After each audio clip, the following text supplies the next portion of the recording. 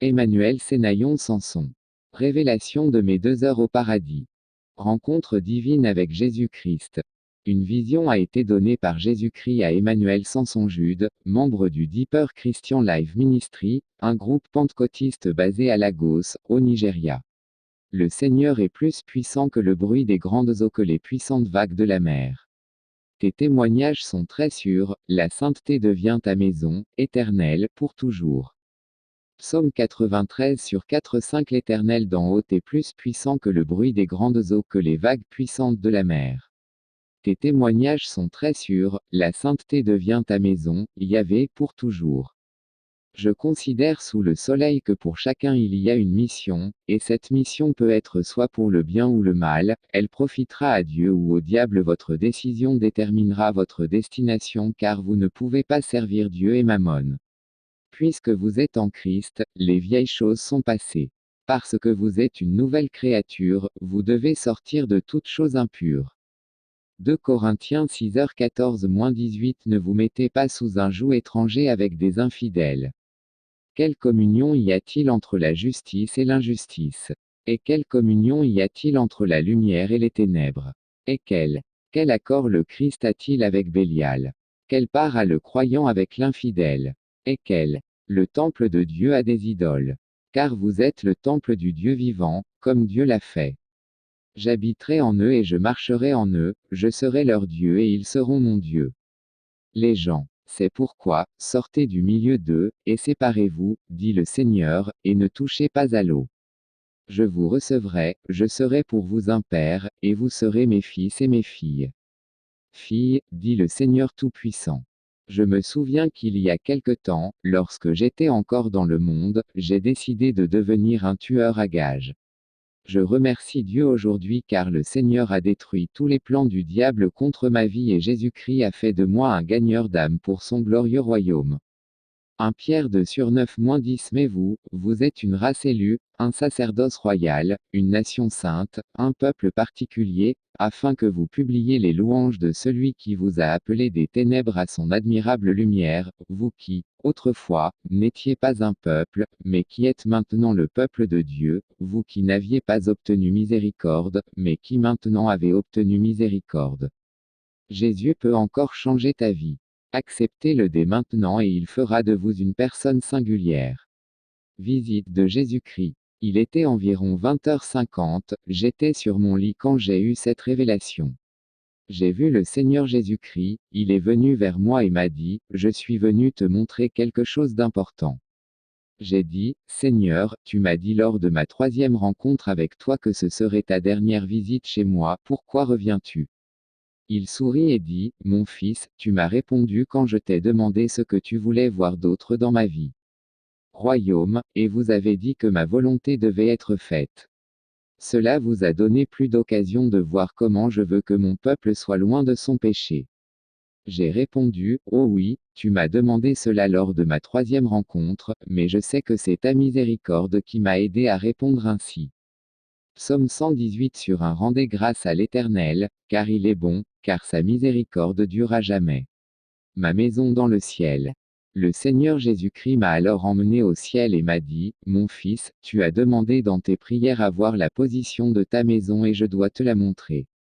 Matthieu 7 sur 7-8. Demandez, et l'on vous donnera, cherchez, et vous trouverez, frappez, et l'on vous ouvrira, car quiconque demande reçoit, celui qui cherche trouve, et l'on ouvre à celui qui frappe. C'est alors que le Seigneur m'a emmené dans un endroit du ciel et qu'il m'a montré une maison. J'ai vu de nombreux anges courir avec de l'or sur les mains, certains avec des fleurs, alors qu'ils décoraient et ajoutaient à l'édifice. J'ai demandé au Seigneur de me parler du propriétaire de la maison, et le Seigneur a répondu, mon fils, elle t'appartient. J'ai souri et j'ai dit, mais Seigneur, dis-moi la raison pour laquelle ces anges couraient comme ça. Le Seigneur dit, parce que la révélation que je t'ai montrée ramène beaucoup de gens sur le chemin étroit, la vie de prière de beaucoup de gens est maintenant comme du feu. Beaucoup d'infidèles sont revenus à moi. Plus il y aura d'âmes qui me donneront leur vie à travers ton témoignage, plus ta maison s'agrandira. 1 Djinn 4/4 Vous êtes de Dieu, petits enfants, et vous les avez vaincus, car celui qui est en vous est plus grand que celui qui est dans le monde. Matthieu 11h28 Venez à moi, vous tous qui peinez et ployez sous le poids du fardeau, et je vous donnerai du repos. Vous devez revenir à votre premier amour. Après cela, le Seigneur m'a emmené dans certains endroits du ciel, ce qui m'a beaucoup attristé, j'avais cru que beaucoup de gens allaient s'amender. 2 Pierre 3/9 Le Seigneur ne tarde pas dans l'accomplissement de sa promesse, comme quelques-uns le pensent, mais il est patient envers nous, ne voulant pas qu'aucun périsse, mais que tous arrivent à la repentance. Cependant, j'ai vu des maisons au ciel où les anges avaient cessé d'ajouter au bâtiment. Ces maisons étaient très petites. Les anges qui en avaient la charge étaient tristes car, bien qu'ils fussent prêts à y travailler, ils ne le pouvaient pas, tout simplement parce que le propriétaire ne travaillait plus pour le Christ. Et j'ai crié, Ô Seigneur, pourquoi? Et le Seigneur dit, Mon fils, regarde bien. Ces maisons appartiennent à ceux qui ont quitté leur premier amour. Ils ont cessé de faire ma volonté, ils ne travaillent plus pour moi mais au contraire, ils travaillent pour leur propre poche, ils ont quitté leur premier amour.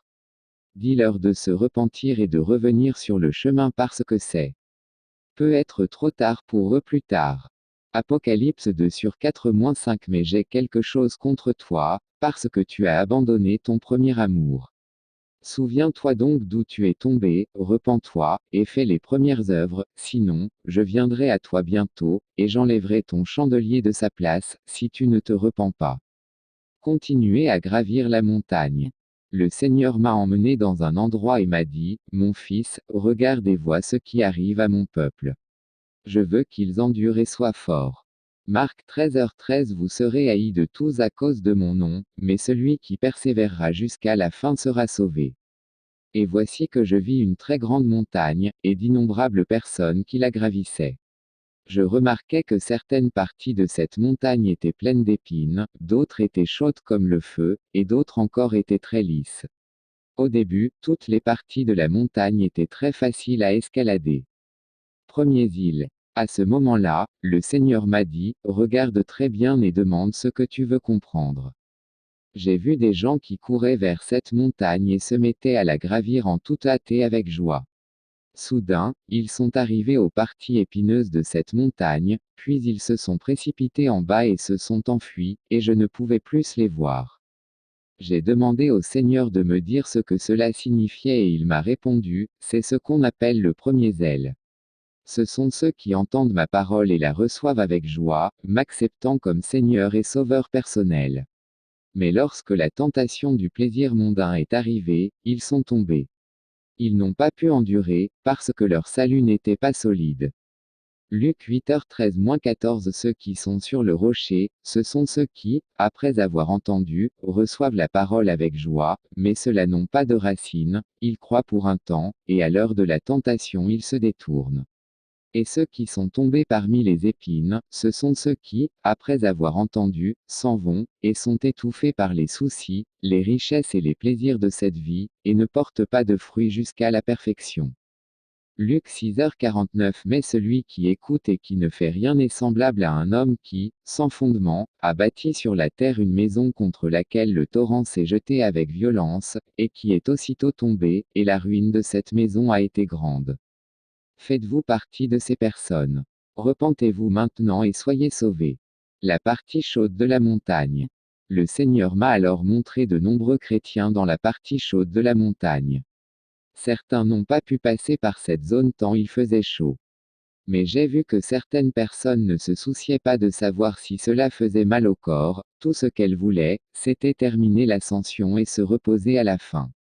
J'ai regardé et j'ai vu un homme qui se tenait sur cette montagne, il accueillait toujours ceux qui finissaient l'ascension dans un très bel endroit. Ce lieu s'appelle, la porte du royaume des cieux.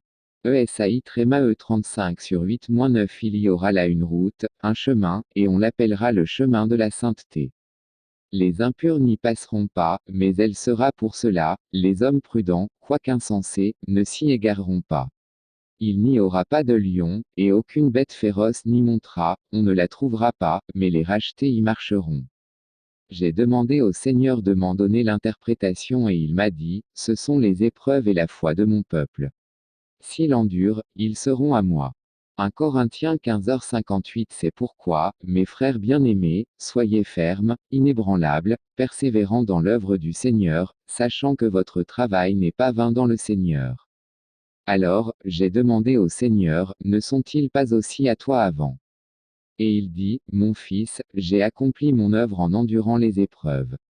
Pour cela, le salut s'est manifesté. Mon peuple doit aussi passer par les épreuves. Comme il est dit, ceux qui persévéreront jusqu'à la fin seront sauvés. Jacques 1h12. Heureux l'homme qui résiste à la tentation, car, après avoir été éprouvé, il recevra la couronne de vie que le Seigneur a promise à ceux qui l'aiment. La partie lisse de la montagne. Et puis j'ai vu ceux qui étaient arrivés à la partie lisse de la montagne, elle était si lisse que beaucoup de ceux qui y sont arrivés se sont détendus, certains ont même dormi. D'autres ne voulaient pas se reposer mais continuaient à grimper. ESAI Tréma E40/29-31. Il donne de la force à ceux qui sont fatigués, et il augmente la force de ceux qui n'ont pas de force. Les jeunes gens s'affaiblissent et se fatiguent, et les jeunes gens tombent par terre, mais ceux qui espèrent en l'Éternel renouvelleront leur force, ils s'élèveront avec des ailes comme des aigles, ils courront sans se lasser, ils marcheront sans se fatiguer. Voici que beaucoup de ceux qui dormaient dans cette zone lisse tombèrent de cet endroit, et disparurent. Aussitôt, j'entendis une voix puissante qui disait, réveille-toi, car le temps est compté pour te reposer ici. Et immédiatement, beaucoup de ceux qui dormaient dans cette partie lisse se sont réveillés et ont repris leur voyage. D'autres semblaient simplement ignorer la voix et continuaient à dormir. J'ai demandé au Seigneur de m'aider dans ma compréhension. Il a dit, mon fils, je suis très heureux de ma création en toi. Fais en sorte que cela soit écrit pour que mon peuple puisse savoir ce qui arrive à son homme spirituel, demande du sang sur toute chose qui est difficile à comprendre pour toi. J'ai dit, s'il vous plaît, dites-moi ce que signifie la partie lisse de cette montagne. Le Seigneur a répondu, la partie lisse de la montagne est un état d'une condition de vie à laquelle beaucoup de gens arrivent, ils pensent qu'il n'y a plus besoin de prier, de jeûner et d'évangéliser. 2 Timothée 2/7. Considère ce que je dis, et que le Seigneur te donne l'intelligence en toutes choses. Je demandai alors au Seigneur de me dire ce que signifiaient ceux qui tombaient de la partie lisse de la montagne et disparaissaient. Le Seigneur se mit à pleurer et dit, mon fils, ceux qui s'étaient endormis ont péri. 1 Corinthiens 15h18. Ceux qui se sont endormis dans le Christ sont donc aussi perdus. J'ai également interrogé le Seigneur sur ceux qui se sont détendus et ont dormi. Il a déclaré, ce sont les personnes qui sont arrivées à un stade où elles pensent que la bataille est terminée et qu'il n'y a plus besoin de prier et de jeûner. Ils oublient que lorsque j'ai été tenté par le diable et qu'il m'a quitté, ce n'était que pour un temps. Luc 4h13. Et quand le diable eut terminé toute la tentation, il s'éloigna de lui pour un temps. Ils ont l'idée erronée qu'ils sont maintenant 100% saints. Ils ne sont pas prêts et ne sont pas capables d'écouter mon avertissement. Dis-leur que ceux qui s'endorment périront. Par conséquent, réveillez ceux qui dorment. Levez-vous d'entre les morts, et je vous donnerai la lumière. Éphésiens 5h14. C'est pourquoi il dit, réveille-toi, toi qui dors, lève-toi d'entre les morts, et le Christ t'éclairera. J'ai demandé au Seigneur de me dire la signification de la voix qui dit, réveillez-vous, et le Seigneur a dit, c'est mon avertissement aux nombreux chrétiens qui se disent mes serviteurs, j'avertis par des révélations, des rêves et par beaucoup d'autres choses, arrêtez de rétrograder. Psaume 19/7-11. La loi de l'Éternel est parfaite, elle convertit l'âme, le témoignage de l'Éternel est sûr, il rend sages les simples. Les lois de l'Éternel sont justes, elles réjouissent le cœur, le commandement de l'Éternel est pur, il éclaire les yeux. La crainte de l'Éternel est pure, elle subsiste à jamais, les jugements de l'Éternel sont vrais et justes en tout. Ils sont plus désirables que l'or, et que beaucoup d'or fin, ils sont plus doux que le miel et que le rayon de miel. C'est par eux que ton serviteur est averti, et il y a une grande récompense à les observer. J'ai demandé au Seigneur de me parler de ceux qui ignorent la voix. Il a déclaré, ceux qui tiennent compte de mon avertissement par le biais de nombreuses révélations sont ceux qui se sont réveillés de leur assoupissement. Ceux qui ignorent la voix d'avertissement sont ceux qui me traitent de menteur. Dis-leur de se repentir et je les couronnerai de victoire. Matthieu 11h28-30 Venez à moi, vous tous qui peinez et ployez sous le poids du fardeau, et je vous donnerai le repos. Prenez mon joug sur vous, et apprenez de moi, car je suis doux et humble de cœur, et vous trouverez le repos de vos âmes. Car mon joug est facile, et mon fardeau est léger. ESAI Tréma E 1h19 Si vous êtes volontaire et obéissant, vous mangerez les biens de la terre. Et sa force est rendue parfaite. La parole de Dieu dans le livre d'Ésaïe 40/29-31 est assurée et immuable pour ceux qui veulent s'humilier. J'ai vu un homme qui était sur le point d'atteindre le sommet de la montagne. Soudain, il commença à descendre lentement. L'homme s'est mis à pleurer en disant, Non, non, j'ai besoin de la grâce. Et tout à coup, j'ai entendu une voix puissante, une voix comme des milliards de tonnerres, et cette voix a dit, Ma grâce te suffit, car ma force s'accomplit dans ta faiblesse. 2 Corinthiens 12/9 Et il me dit, Ma grâce te suffit, car ma force se fait parfait dans la faiblesse. C'est pourquoi j'aime mieux me glorifier de mes faiblesses, afin que la puissance du Christ repose sur moi. Ainsi, l'homme a reçu de la force et a continué à grimper. J'ai demandé au Seigneur de me dire la signification de ceci. Il a dit, cet homme s'est humilié et il n'a jamais dépendu de sa puissance physique ou de ses capacités. Il s'est adressé à moi avec humilité. Luc 5h11 Et quand ils eurent amené leur navire à terre, ils abandonnèrent tout, et le suivirent.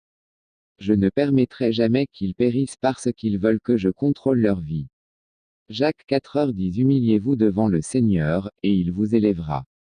Le Seigneur a également dit, la raison pour laquelle beaucoup de mes disciples continuent à ramper, à tomber puis à se relever est qu'ils ne veulent pas de mon contrôle, ils ne veulent jamais ordonner leurs pas avec ma parole. Ils continuent à se justifier. Je donnerai de la force à ceux qui veulent mon ordre et non leur ordre. PSALME 119/129-130 Tes témoignages sont merveilleux, c'est pourquoi mon âme les garde. L'entrée de tes paroles est claire, elle donne de l'intelligence aux simples. Le Seigneur a ensuite cité le psaume 119/105-112 Ta parole est une lampe à mes pieds, et une lumière sur mon sentier. J'ai juré, et je le ferai, de garder tes justes jugements. Je suis très éprouvé, rends-moi la vie, ô Éternel, selon ta parole. Accepte, je t'en prie, les offrandes volontaires de ma bouche, ô Éternel, et enseigne-moi tes jugements. Mon âme est continuellement dans ma main, et je n'oublie pas ta loi. Les méchants m'ont tendu un piège, mais je ne me suis pas écarté de tes ordonnances. J'ai pris tes témoignages en héritage pour toujours, car ils sont la joie de mon cœur. J'ai incliné mon cœur à pratiquer tes statuts à jamais, jusqu'à la fin. Il a dit, ma parole, ma parole, ma parole, je ne m'en moquerai jamais ni ne la ridiculiserai. Psaume 119/131-136 J'ai ouvert la bouche et j'ai soupiré, car j'avais soif de tes commandements. Regarde-moi, et sois miséricordieux envers moi, comme tu as coutume de le faire envers ceux qui aiment ton nom. Ordonne mes pas dans ta parole, et qu'aucune iniquité ne domine sur moi. Délivre-moi de l'oppression de l'homme, et je garderai tes préceptes. Fais luire ta face sur ton serviteur, et enseigne-moi tes statuts. Des fleuves d'eau coulent dans mes yeux, parce qu'ils n'observent pas ta loi. Le Seigneur m'a également dit, dis à mes disciples de s'habiller selon ma parole, car beaucoup de ceux qui ne sont pas prêts à s'habiller selon ma parole sont désobéissants et ils ne veulent jamais de mon ordre. Leurs cœurs sont remplis de mauvaises imaginations et ils continuent à plaire à la chair, pensant à tort qu'ils me plaisent. Vous êtes-vous repentis de vos péchés? Si vous êtes encore pécheurs, il vaut mieux que vous vous repentiez maintenant et que vous soyez sauvés. Le Seigneur m'a emmené dans un endroit et voici que j'ai vu les conditions spirituelles des pécheurs. J'ai vu d'innombrables personnes, tout enchaînées par des démons, les chaînes et les entraves utilisées pour lier ces personnes étaient très grandes. Les démons qui les tourmentaient étaient énormes, allant de 200 à 1000 pieds de haut.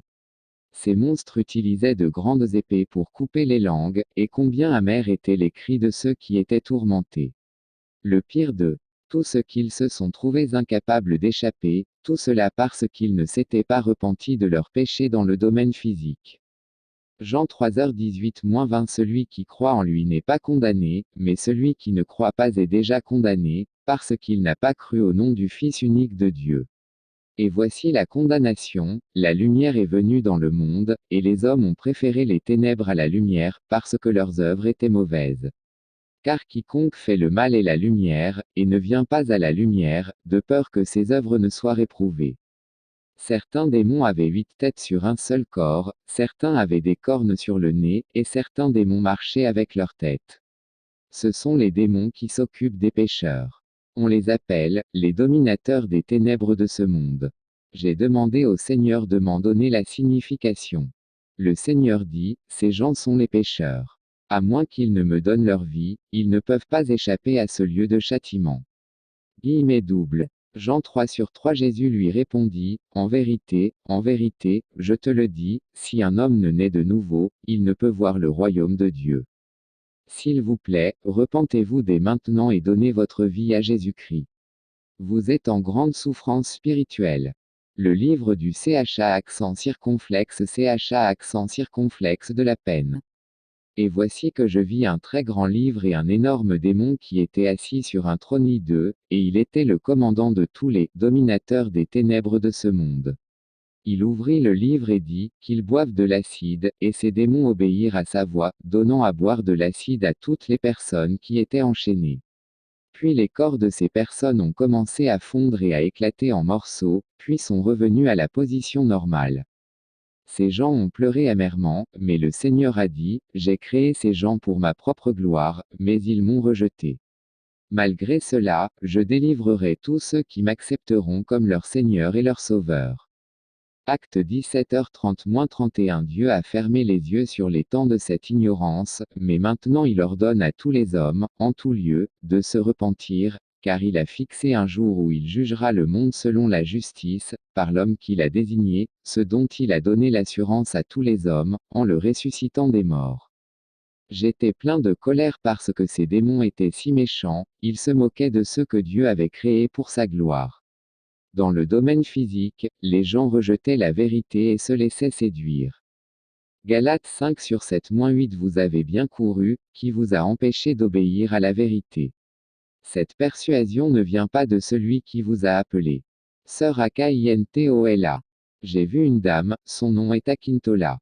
Bien que je ne l'ai jamais connue auparavant, je l'ai vue dans la plus grande des douleurs. Elle pleurait amèrement tandis que les démons utilisaient des outils chauds pour lui enlever les dents. Il y avait un démon qui lui disait, « Idiote, tu n'as jamais voulu accepter la vérité, c'est pourquoi je vais continuer à te faire du mal. » J'ai ensuite vu la dame physiquement sur terre. J'ai vu une sœur chrétienne qui lui prêchait la vérité, mais Akintola a dit, « Laissez-moi profiter de ma vie, je ne suis pas prêt à renaître. » 1 Corinthiens 15h50 Je vous le dis, frères, la chair et le sang ne peuvent hériter du royaume de Dieu, et la corruption n'hérite pas de l'incorruptibilité. 1 Corinthiens 15h10 Mais c'est par la grâce de Dieu que je suis ce que je suis, et la grâce qu'il m'a accordée n'a pas été vaine, j'ai travaillé plus que tout, non pas moi, mais la grâce de Dieu qui était avec moi. Sœur Christianah. J'ai vu une autre dame, elle s'appelle Christiana, et je n'avais jamais entendu son nom auparavant. C'était une fornicatrice. Les démons la tourmentaient avec une grande fureur et disaient, « Tu te crois sage. Tu es une maîtresse de cœur. Tu dis des hocus-pocus en parlant de fausses langues afin que les gens puissent dire que tu as reçu le Consolateur, et pourtant tu es folle et insensée. » Ces démons ont utilisé le feu pour la brûler et pourtant elle n'est jamais morte. Ils utilisaient un très gros objet pour frapper sa tête, et ensuite sa tête se brisait en morceaux, pour ensuite revenir en position normale. Cette dame était aussi toujours physiquement vivante sur terre. 1 Corinthiens 6:9 Ne savez-vous pas que les injustes n'hériteront pas du royaume de Dieu?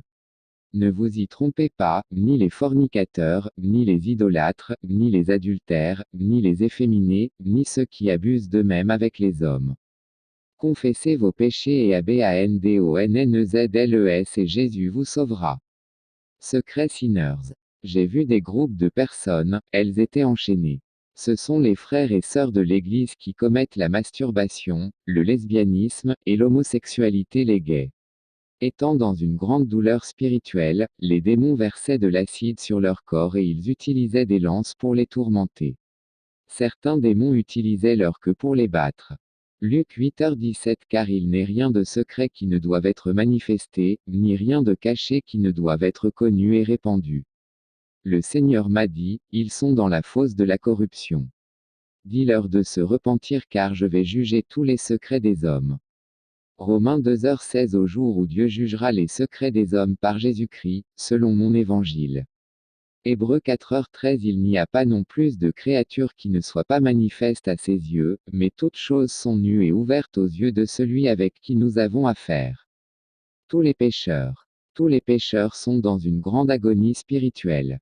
Veuillez vous repentir et être sauvés. Sachez que les démons connaissent la vérité. Dans le domaine physique, ils sont doués pour se déguiser et pour tromper. Ils ne veulent jamais que vous connaissiez la vérité. Pendant que vous le pouvez encore, acceptez Jésus-Christ dans votre vie, il vous délivrera. 2 Pierre 3/9 L'Éternel ne tarde pas à tenir sa promesse, comme quelques-uns le croient, mais il est fidèle à ses promesses. Longanimité à notre égard, ne voulant pas qu'aucun périsse, mais que tous arrivent à la repentance. Vous serez vraiment libres. Alors le Seigneur dit, regarde-les, mon fils. Je ne pourrai jamais changer ma parole, celui qui vient à moi sera sauvé. Matthieu 9/6-8 Mais afin que vous sachiez que le Fils de l'homme a le pouvoir sur la terre de pardonner les péchés, alors il dit au malade de la paralysie émoticône souriant, lève-toi, prends ton lit, et va dans ta maison. Et il se leva, et s'en alla dans sa maison. Mais la foule, voyant cela, s'étonna et glorifia Dieu, qui avait donné un tel pouvoir aux hommes. Jean 5h24 En vérité, je vous le dis, celui qui écoute ma parole et qui croit à celui qui m'a envoyé, a la vie éternelle et ne sera pas condamné, mais il est passé de la mort à la vie. Et voici, je vis une chose merveilleuse, je vis beaucoup de gens, parmi ceux qui étaient enchaînés, leur esclavage commença à se défaire et ils furent libérés. Les démons ne pouvaient plus s'approcher d'eux, les gens ont alors disparu de ce lieu. J'ai crié, Alléluia, ô Seigneur, dis-moi ce que ça veut dire. Le Seigneur a dit, celui qui vient à moi et me reçoit comme Seigneur et Sauveur sera vraiment libre. Jean 8h36 Si donc le Fils vous rend libre, vous serez vraiment libre. Aussitôt, ils se sont détachés, et leur apparence s'est transformée en une beauté merveilleuse et indescriptible.